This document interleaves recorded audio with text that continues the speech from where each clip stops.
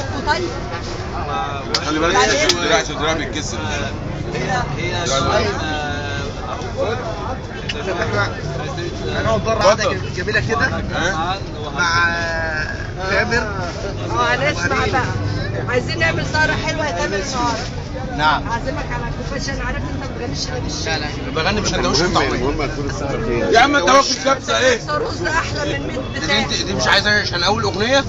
لا ما انت بص اقول لك على حاجه. قول له لا اللحمه ما بحسبهاش. لازم الفول والطعميه. مامي دلوقتي هتسمعنا. هسمعكم واقول لكم ايه بقى. استنى لا عشان هو ظابط اوتار ما تبوظلوش الدنيا. او انا هغني. لا انت بتعرفي تعزفي عليه؟ اي حاجه وانت بتعملي اي حاجه عادي. الثانيه بتقول ايه يا ليلى الاغنيه؟ يا ما جوه الميدان محابيس. ده انت فوتت علينا. حسبي يا بسمله.